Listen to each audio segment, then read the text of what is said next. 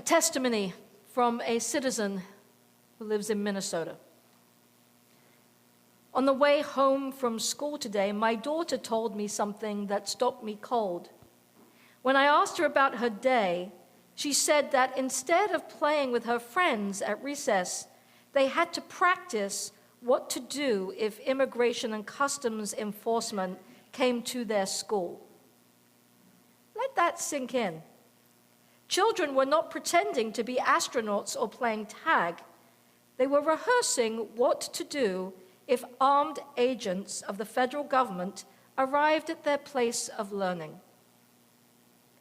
This is Minneapolis in 2026, and it is not normal.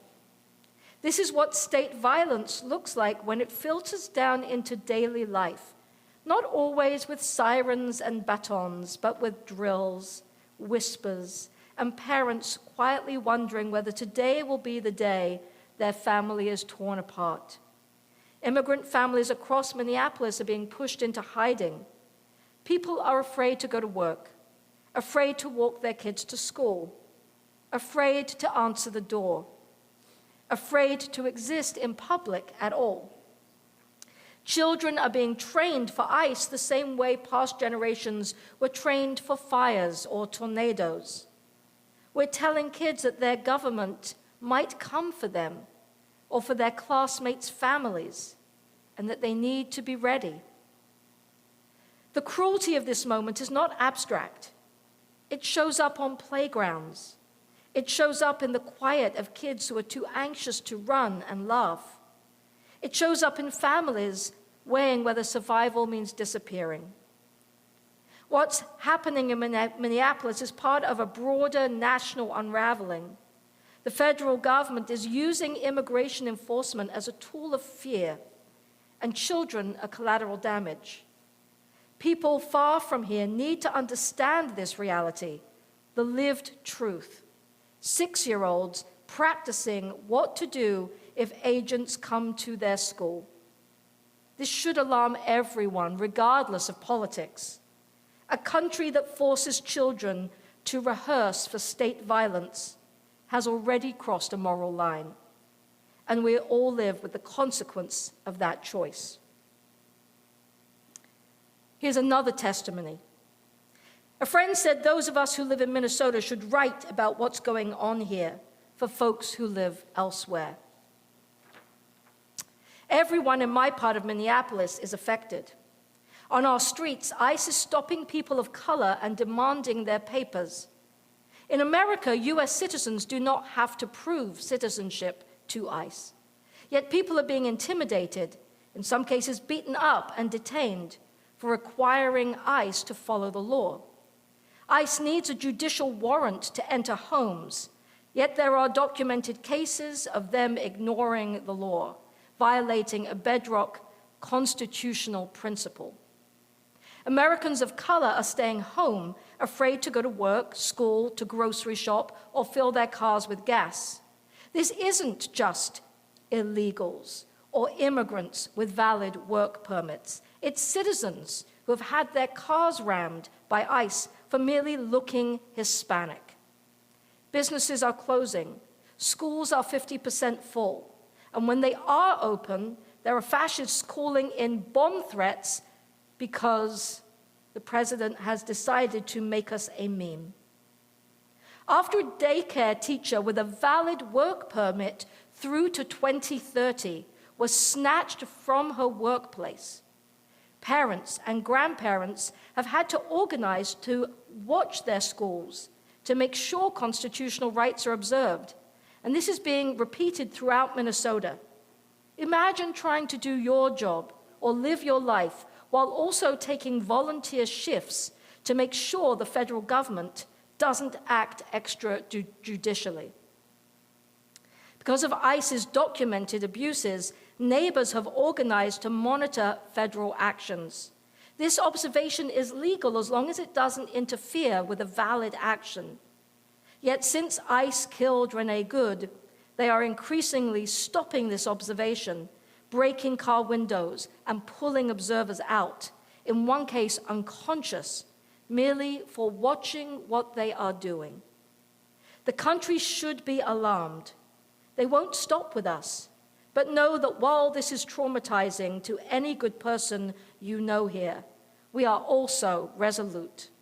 Please do what you can to let your friends know what's happening, to support us and local organizations as you can, and to learn how to defend your own community. These are just two of dozens of statements that I saw have been shared on a number of online resource pages, but one in particular that you can go to called Stand with Minnesota. I know how appalled we have been by what we have seen unfolding in many places across the country, including right here in Massachusetts, where I've heard reports of ICE on the streets in Marlborough and in Westborough just this past week. But none so intensely as what the people of Minnesota are experiencing right now. And I have not been quick to sermonize on the matter, because I think you know I don't like to use this pulpit to just be another talking head reporting the news that you can all see and read for yourselves. Sometimes we need Shabbat and this sanctuary to be a short reprieve from all that is coming at us in the daily news. But I cannot be silent, and we must not be silent. I was moved to speak this Shabbat because, as you may be aware, many clergy, over 600, went to Minnesota to join in peaceful protest today, among them close to 100 rabbis. And in fact, it's so many that they had to close the registration because they couldn't accommodate more who would have signed up to go. And I'm not here to tell people to take to the streets. It is quite clear that it is genuinely dangerous to do so. And that is not a decision that any of us can make for anyone but ourselves. But I do want you to know that our reform movement, in partnership with the conservative and reconstructionist movements of Judaism, put out a joint statement earlier this week condemning the use of violence in immigration enforcement. And I think it's worth us knowing what it says. Adding our voices to millions of others across the United States, leaders of the Reform, Conservative Majority, and Reconstructionist movements of Judaism condemn, in the strongest terms, the violence with which the Department of Homeland Security is enforcing American immigration law, above all in Minneapolis, Minnesota, as well as in cities and towns across the nation. Many Americans are deeply disturbed as they see their neighbors targeted for detention and deportation in their homes, at work, at their schools, and at houses of worship. They are deeply concerned about numerous accounts of the use of intimidating and violent detention tactics, dangerous and unhealthy holding facilities, lack of appropriate warrants or due process, and wrongful apprehension of U.S. citizens or individuals with proper visas based on appearance or language. In response, some are taking nonviolent steps to warn and protect their neighbors from this immigration enforcement overreach. The right to protest and speak freely are fundamental American rights protected by the United States Constitution. Too often, though, nonviolent protest and civil disobedience is being met with violence. The United States is a nation of laws, and as Americans, we expect that our laws will be enforced with clarity and consistency. We are pained by reports and videos indicating that in carrying out their assignment, members of law enforcement are engaging in behavior that escalates confrontation, risking the safety of those suspected of having violated the law, of bystanders and protesters, and their own safety. Candidates for law enforcement must be properly vetted, fully and carefully trained, and held accountable when they do not meet appropriate standards. Such accountability includes investigating complaints fairly, transparently, and impartially, particularly but not only in cases of officer-involved shootings. To that end, we call on the Department of Justice to investigate the shooting death by an ICE officer of Renee Good. Our sages taught that the book of Deuteronomy's directive, Tzedek, Tzedek Tirdof, justice, justice shall you pursue, implies that the law must be enforced through a fair process, and that one should pursue justice, whether it would be to one's advantage or to one's loss. Immigrants are members of our congregations, our families, and people with whom we interact in our broader communities. American Jews cherish our own families' immigration stories. We recall that, like many being expelled from America today, we or our ancestors came to this country to escape oppression and find opportunity. That is why so many Jewish congregations, rabbis, cantors, and lay leaders have engaged in a variety of legal actions to protect immigrants in our midst. We grieve an American promise that seems to be no more. We who lead the North American Reform, Conservative Majority, and Reconstructionist Jewish movements stand with members and leaders of the Jewish communities in Minneapolis, and before that in the Chicago area and other cities in the United States, who have confronted immigration and customs enforcement non-violently, legally, but resolutely. We fear that additional communities will need to be prepared to do the same in the months ahead. We call on President Trump and Secretary of Homeland Security, Kristi Noem, to pursue immigration enforcement and their response to protest through just and non-violent means, upholding our nation's highest values and commitment to due process and rule of law. Statements can be important in that they offer ethical clarity without needing to be polarizing or partisan. That we need to make statements about following the rule of law and treating our neighbors with dignity and care, to our own government and its agencies, is an indication of the severity of the situation we are facing. But yes, there is more that we can do. I want to recommend that you visit standwithminnesota.com, where you will find links to many funds designated to assist people, to assist in getting help into people's hands quickly, with many neighbors helping neighbors. Just a couple of the funds that were listed on the website, and it's just incredible that these are the things we have to think about. The Diaper Fund. They've so far collected and distributed over 100,000 diapers, dozens of cans of formula, and they said too many butt wipes to count.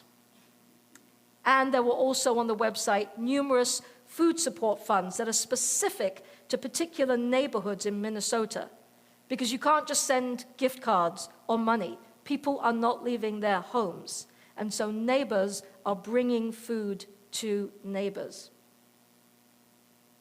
There are funds to help with rents to be paid when people can't go out to work or when the primary wage earner has been picked up by ICE, leaving families and children behind. There are funds to help with the enormous amount of legal work being done to help support those who are wrongfully arrested and detained. The daughter of a rabbi friend of ours works for a legal firm in Minneapolis. It's a legal firm that has not historically worked on immigration, but they've turned over some of their practice and their legal hours to provide this kind of support because the immigration lawyers in the city are overwhelmed and they need more help. One of our Minneapolis Reform congregations has also set up its own fund that is being directed to support these local projects. TempleIsrael.com. Fairly easy to remember, but I'll also send this out afterwards. TempleIsrael.com will get you to one of those congregations, and if you select their donate button, you will find the Immigration Justice Fund as the first one listed when you get to the part of the form that asks you which fund you wish to donate to. These are some of the ways that, if you feel able, you can provide concrete and much-needed support to communities that are quite literally under siege. Let me end with a short prayer. And this one is written as part of a statement that was issued by the members of the Minnesota Rabbinical Association and the Minnesota Cantors Association that was accompanied by dozens of signatories from across Jewish denominations. Ribono Shel Olam, protect our cities and our state. Spread a canopy of peace and protection over all who's wrongly targeted by ICE at this moment. Strengthen those who stand beside them. Grant sound judgment, integrity, and compassion to all who are entrusted with the responsibility of keeping our communities safe. Help us uphold our sacred duty to care for one another, for the stranger and the needy among us. And may our cities and state be a place where people of every background and beliefs know safety, dignity, and peace. And let us say, Amen. Amen. We have a song. This is a song by Billy Jonas that just seemed really perfect for this moment. It's called More Love. And the part that we're going to sing together goes like this. Simu simu ahavatchem ba'olam. Simu simu ahavatchem ba'olam. 3 words, simu, put, ahavatchem, your love ba'olam, in the world. Okay, let's try that together. Simu simu ahavatchem ba'olam. Simu simu ahavatchem ba'olam. Simu simu ahavatchem ba'olam. Simu simu ahavatchem.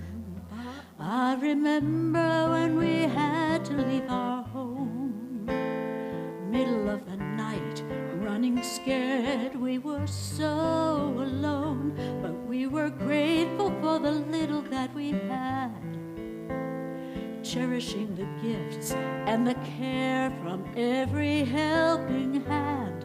Over time we came to see there's a path that leads to true prosperity. Did you put more love in the world today? More love on your way to the setting sun. There is only one measure when you can honestly say, I put more love.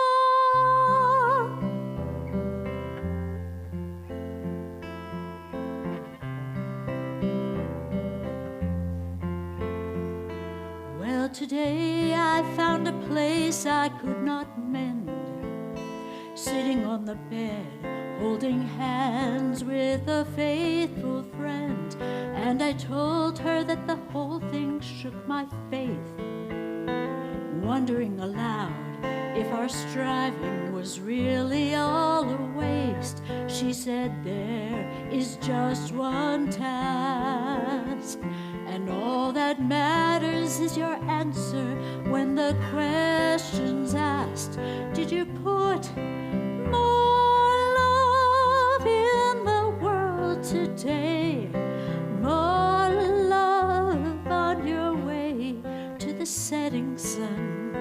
There is only one measure when you can honestly say, I put more love. Simu simu ahavatchem ba'olam. Simu simu ahavatchem ba'olam.